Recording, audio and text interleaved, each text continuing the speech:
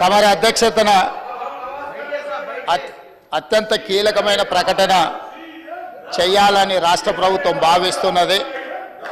కొన్ని దశాబ్దాల నుంచి మాదిగ ఉపకులాలకు సంబంధించిన లక్షలాది మంది యువకులు ఎస్సీ రిజర్వేషన్లలో ఏబిసిడి వర్గీకరణ కోసం వాళ్ళు పోరాటాలు చేస్తున్నారు.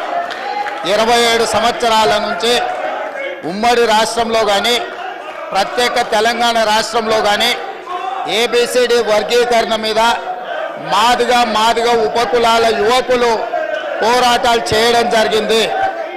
వారి పోరాటాల ఫలితం ఒకనాడు ఇదే శాసనసభలో మాదిగ ఉపకులాల వర్గీకరణ కోసం వాయిదా తీర్మానం ఇస్తే నాతో పాటు ఆనాటి శాసనసభ్యుడు సంపత్ కుమార్ను కూడా ఈ సభ నుంచి బహిష్కరించడం జరిగింది.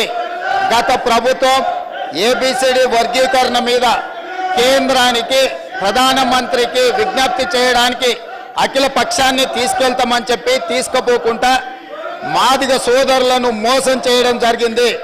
కానీ డిసెంబర్ 3, 2023 నాడు ప్రజాప్రభుత్వం బాధ్యత తీసుకున్న తర్వాత తక్షణమే మా ఉప ముఖ్యమంత్రి గారి సూచన మేరకు మాజీ ఉప ముఖ్యమంత్రి ప్రస్తుత మంత్రి దామోదర్ రాజనరసింహ గారి నేతృత్వంలో మా శాసనసభ్యులందరినీ అడ్వకేట్ జనరల్ని ఢిల్లీకి సుప్రీంకోర్టుకు పంపించి న్యాయ కోవిధులతోని చర్చించి సుప్రీంకోర్టులో బలమైన వాదనను తెలంగాణ రాష్ట్ర ప్రభుత్వం కాంగ్రెస్ ప్రభుత్వం వినిపించడంతో ఈనాడు సుప్రీంకోర్టు మాదిగ ఉపకులాల వర్గీకరణకు అనుకూలమైన తీర్పునివ్వడం జరిగింది.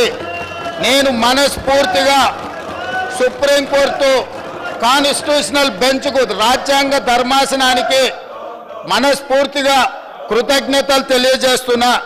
7 మంది జడ్జిలలో 6 మంది జడ్జిలు రాష్ట్రాలకు ఏబిసిడి వర్గీకరణ చెయ్యడానికి అనుమతి ఇచ్చింది.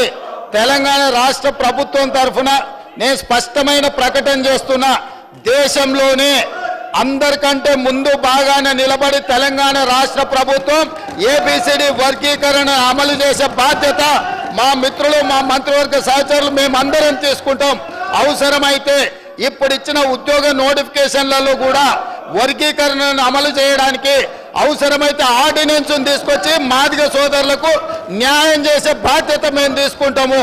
కాబట్టి ఈరోజు ఈ సభ అందరూ కూడా ఈ అంశం మీద ఏకాభిప్రాయానికి వచ్చి మాదిగ ఉపకులాల వర్గీకరణకు సంపూర్ణంగా సహకరించాల్సిందిగా రాష్ట్ర ప్రభుత్వం తరఫున నేను విజ్ఞప్తి చేస్తున్నా అధ్యక్ష.